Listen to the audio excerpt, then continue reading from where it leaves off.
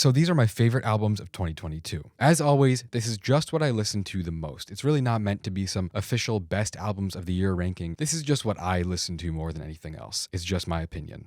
Number 37, Honestly Nevermind by Drake. My least favorite album of 2022 is Honestly Nevermind by Drake. And yeah, I don't mind admitting that I think my initial review was probably too harsh. I think this record is full of some pretty decent loops and a few songs that just groove really well. It's really not that original or inventive, but I did listen to it a lot anyway over the summer, and I guess that does count for something. Number 36, Once Twice Melody by Beach House. Talking about Once Twice Melody by Beach House, I think I'll always be a huge fan of the Beach House melodies and soundscapes, but I do feel like the melancholy of their music has become a lot more mild and less effective over the years. This is a beautiful piece of music, but it's not as emotionally engaging as their old work, and it doesn't hit quite as hard for me. Still, though, their production is beautiful, and this is a pretty amazing album. Number 35, Souls Sold Separately by Freddie Gibbs.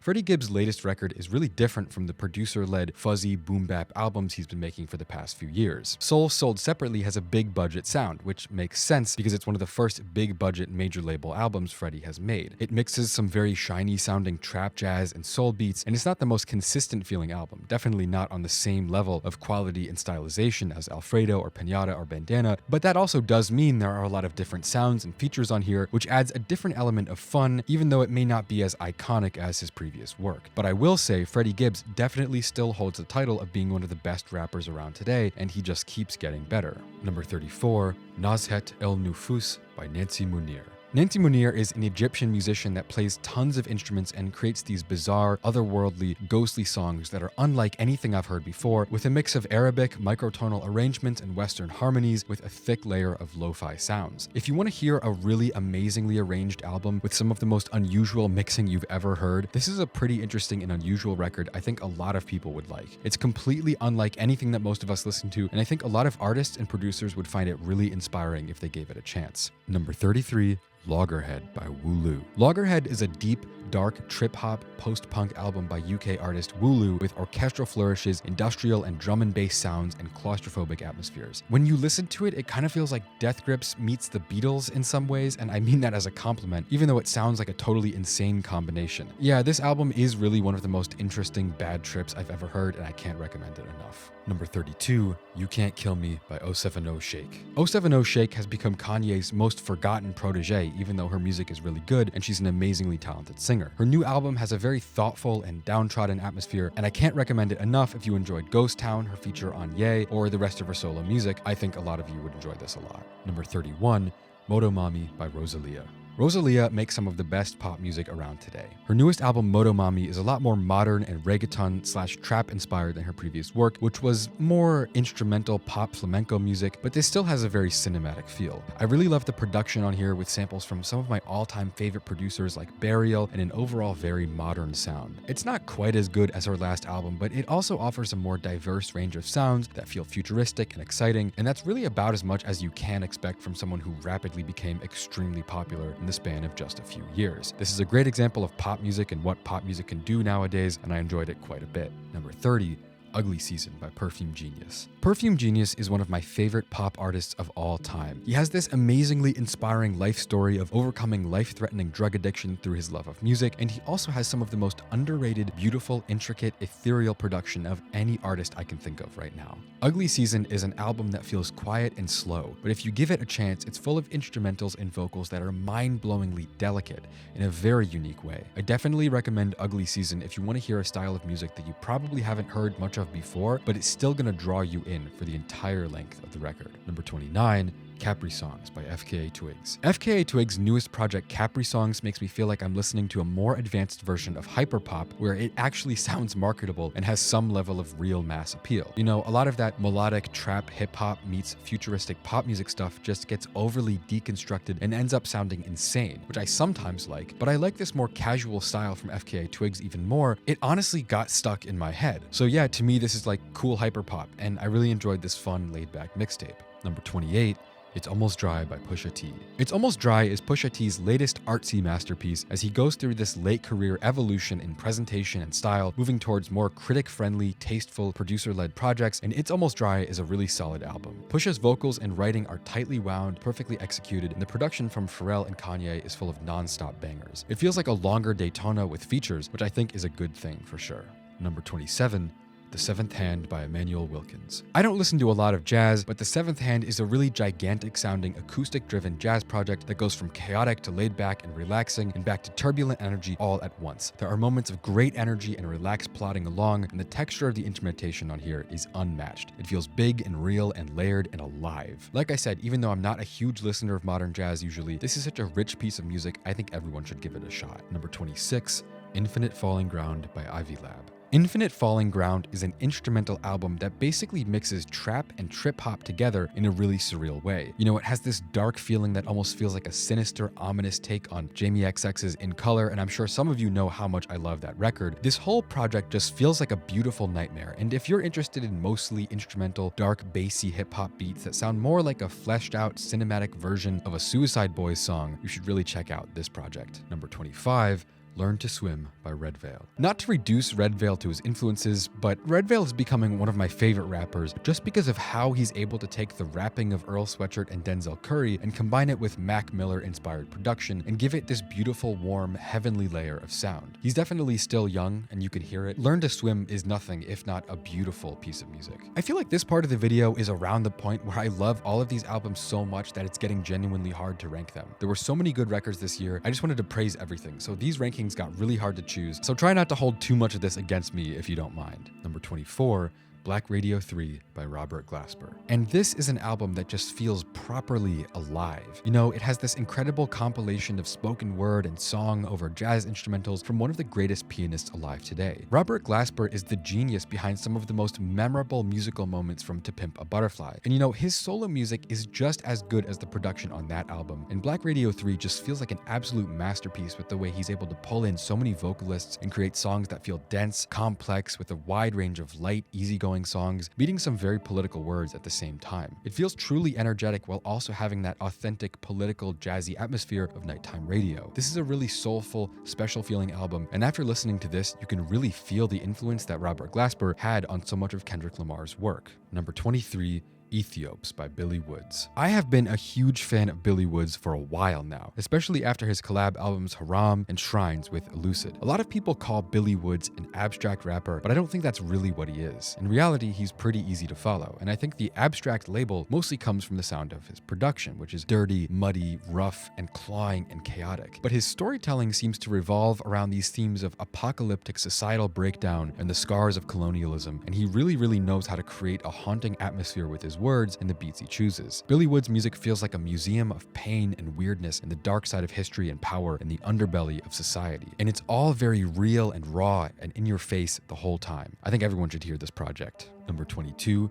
Fragments by Bonobo. I don't talk about it much on this channel, but I really love instrumental music. Fragments by Bonobo is an amazing down-tempo deep house album that feels like a dream from the 2000s or the mid-90s, and I think some people will find it overly smooth and too perfect, but for me it was a really interesting production experience and I keep going back to it over and over. Number 21, Louis by Kenny Beats. Kenny Beats' new album Louis is a pretty unusual format for a famous producer. Most of the time when producers put out full albums, they have to get a bunch of features from rappers and make it a big compilation project, but Louis doesn't really have to rely on that to succeed. Even though it doesn't have a lot of features, it has this amazing emotional atmosphere focusing on Kenny Beats' relationship with his father, as he weaves in samples from his father's radio shows over the years among an overall tone that takes influence from Jay Dilla and the Avalanches, with melodies that feel celebratory and bittersweet at the same time.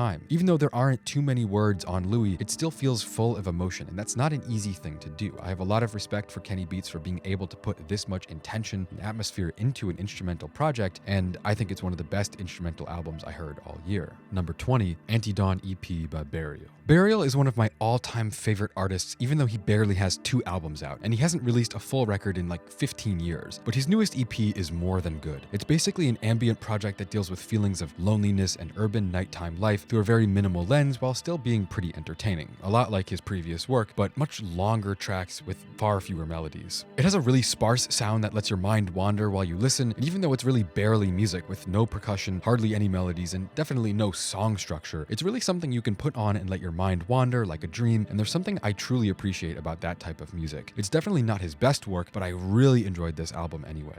Number 19, Riyad Sadio by Ash22 and Freeze Corleone. Riyad Sadio is a collab album between two French drill rappers, and look, I don't know anything about French culture or their music industry, but to me this is a really interesting album full of dark, menacing sounds and cold vocals. It really reminds me a lot of Pop Smoke's Meet the Woo mixtapes, and that spirit doesn't really exist anymore in the US, so to me this is basically the next best thing. If you asked me if I would like French drill music, I'd probably say no way, but honestly, this works really well. It's dark, it's luxurious, and best of all, it's unusual. It's not like every other drill album, of which there are millions. I ended up listening to this project a lot. Number 18, Fair Exchange No Robbery by Boldy James. Fair Exchange is one part of Boldy James' amazing run of albums that started a few years ago, and yeah, Boldy James is definitely one of the best rappers of the 2020s so far, which is crazy because he doesn't really play by any mainstream rules at all. He just makes it sound so easy to come up with these poignant rhymes and tell these dark, depraved stories in the most cinematic way. This album in particular is produced by a producer called Nicholas Craven, and they play with drumless beats, jazz sounds, and deep, menacing instrumentals. And yeah, I just think it's a really incredible experience to listen to these dark, autobiographical rhymes from someone that no one really knows all that well, as if part of Boldy James' appeal comes from him being so obscure. Fair Exchange No Robbery is a beautiful album full of luxurious, drumless beats. I really liked it. If you didn't listen to this project, you're definitely missing out. And Boldy's flows and rhymes are so winding and clever, it just feels like it has indefinite replay value.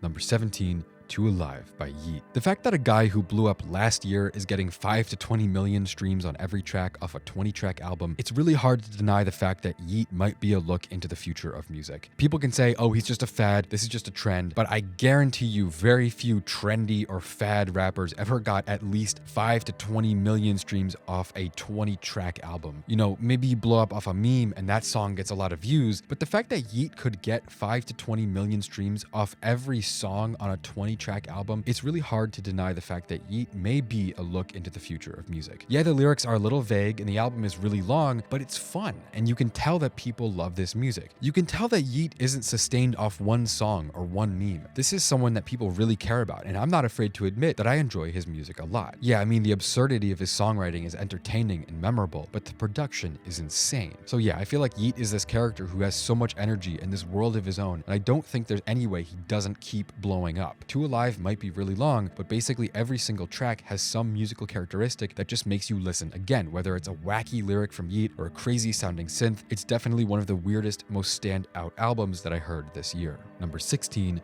3800 Degrees and The Last Slime 2 by NBA Youngboy. I think a lot of people hate or love Youngboy, and I'm not going to say I'm his biggest fan ever, but there are many moments in his music where he shows this special type of musical brilliance that very few artists ever have. And these two projects are my favorite that he put out this year. Even though they're insanely long and they're full of songs that often sound the same, there are just so many things he does right that it ultimately doesn't matter, because Youngboy is one of the most prolific yet mysterious characters in the last 10 years of music. I especially love songs like I Know and Proof, where he shows off an amazing talent for melodic singing, as it really feels like it only adds to the mythos around him being this mysterious, reclusive character who is in many ways just too strange for this world despite his generational fame. Anyway, yeah, these are 100% worth a listen. I think everyone should hear them. There's a lot going on Youngboy's mixtapes and albums, even though a lot of people just don't give him credit for what he's capable of. Number 15, A Boy Named Hext by 999 Heartache Sableye. A Boy Named Hext is a really strange yet beautiful record in the Hext genre, which is a really cool mix of compressed and distorted beats on top of pitched up vocals from rap and pop songs, and it's just this kind of niche thing that not a lot of people have heard of, but this project has an atmosphere unlike anything else I've heard before. The glitchy production, sentimental melodies, it makes it feel like a strange and beautiful dream, from Lil Uzi to Taylor Swift and C418 samples to the overpowering feeling of nostalgia from the bit crushing. This is a genre everyone should hear, and I personally loved this album. Number 14, Last Ones Left by ESTG and 42 Doug.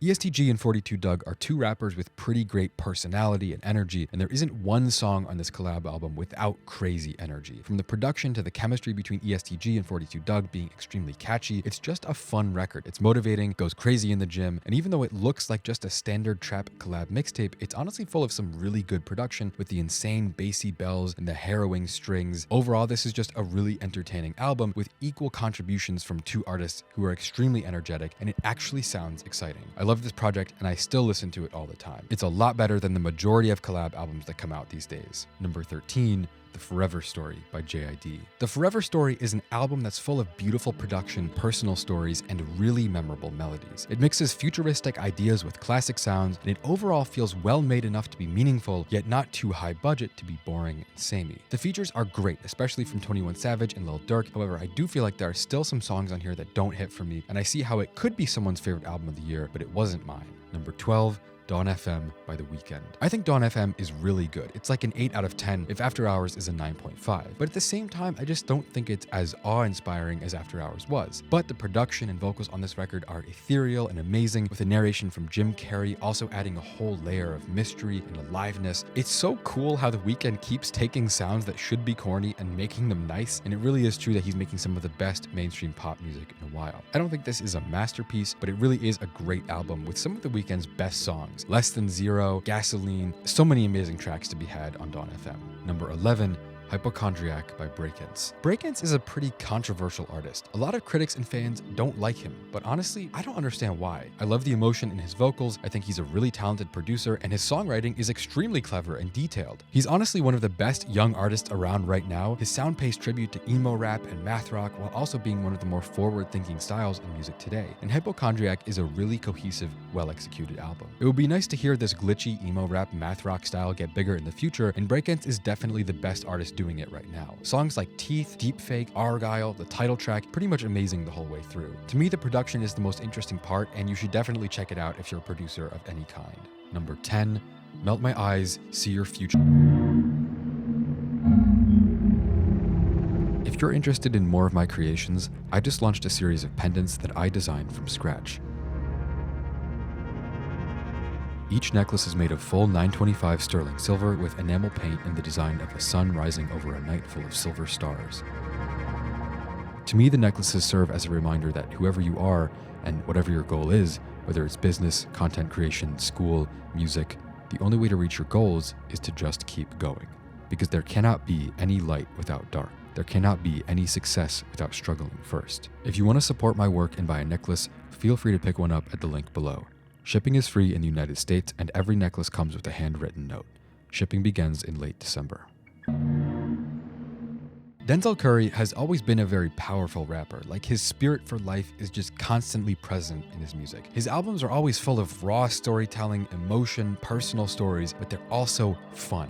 They're always fun. Even when he's getting really personal, which he often does, everything he makes is always so strong in spirit that it never sounds downtrodden. And this album really keeps that spirit, but it's also a big departure from his previous work with jazzy sounds, soul, and lots of melodic backing vocals, and the amount of actually wonderfully crafted catchy songs on here is insane. Walkin', Mental with the legendary Saul Williams, X-Wing, Troubles with T-Pain, Ain't No Way, the Posse track, The Smell of Death, Satoichi with Slow Tie. This album just doesn't stop. It feels vintage, yet futuristic, and alive. Not to mention the subject matter, which touches on everything from trauma to politics, as Denzel Curry paints himself as a lone warrior in a musical landscape facing off against the world. Number 9, I Never Liked You by Future. I Never Liked You is honestly a huge accomplishment, if only for the fact that Future continues to be insanely popular. It's his 15th top 10 album, his 8th #1 record. You know, it's just a unique level of success that most people can't imagine. And the crazy thing is, I think this might be one of the best albums he's made in a while. The features are amazing, from Babyface Ray to ESTG and Kodak Black. This album is proof that trap sounds can keep getting better and better, despite already having been in the limelight for a really long time. This album has had a huge shelf life for me. I just keep listening to it 7 months later, and I think Future 100% has still got it in him for a long time to come.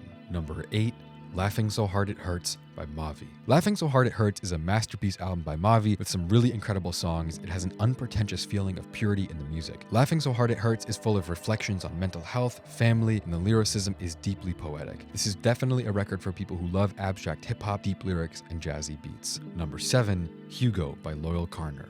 If I had to describe Loyal Carner to someone who didn't know him, I would say calm slow tie. And that's a really big compliment from me. There are a lot of songs on here that also feel like Radiohead in the melancholic repetition, the pensive delivery, the deep, kind of existential, soul-searching lyrics. I think Loyal Carner has a really incredible talent for putting deep personal feelings into his music as he tells stories of being mixed race and experiencing generational trauma and poverty in England. I mean, yeah, this is a truly vulnerable album. The music gets into some jazz mixed with rock and hip-hop that again kind of reminds me of Radiohead. And you can really hear how he takes influence from some of my all-time favorite albums as well, like Good Kid, Mad City. This is a really beautiful album in the way it depicts the process of coming to terms with the anger and pain you feel towards an unjust world and looking for more meaning outside of those issues. Number 6, A Light for Attracting Attention by The Smile. It's crazy, I didn't even know there was a new Radiohead record until like 4 months ago after this came out. And I'm not the biggest fan of Thom Yorke's solo music because it can be so incredibly heavy and depressing, but I ended up really loving this project because of the contributions from Thom Yorke and Johnny Greenwood together, as well as Nigel Godrich from Radiohead and another well-known drummer who's not from Radiohead. This album is an incredible musical journey that feels spacey, surreal, and dark in a comforting, familiar way. I think Radiohead also always try really hard to never repeat the same sound on an album, but that also means they can go in sometimes really bizarre directions that aren't easy on the ears. This album, though, I think stands with some of Radiohead's best work, taking a lot of inspiration from OK Computer, Kid A. It sounds a lot like A Moon-Shaped Pool. It has deep, rich instrumentation full of sorrowful strings, spacey synth soundscapes, crunchy guitars, and Thom Yorke's angelic vocals. It feels almost exactly like a Radiohead album in all of the best ways. Everyone who enjoys Radiohead sound will love this project. Number 5, Mob by Babyface Ray. Babyface Ray has been one of my favorite rappers, like top 5 for a year now, and I've always thought he could be the next big thing if he really wanted to be. He's funny, he's nonchalant, he's real. His music is like this weird mix of jokes and harsh reality, and this album sees him really going down a path of polishing up his presentation. I think you can really hear he's trying to get to a higher level of fame. He wants to be a nationally famous artist instead of just being a guy from Detroit, but at the same time, it's not getting watered down. Babyface Ray really is elevating everything from his considerations of stoicism and pain with a deadpan delivery and spacey beat selection. I also really like how he started to get more into instrumental sounds than on his last project, with Waves on Every Chain having a lush and beautiful sense of realism in the instrumentals. Wavy Gang Immortal is also a beautiful song. Anyway, if you don't listen to Babyface Ray, you should start listening to him now because he's getting better every year, and the next stop for him is definitely the national stage. Number 4,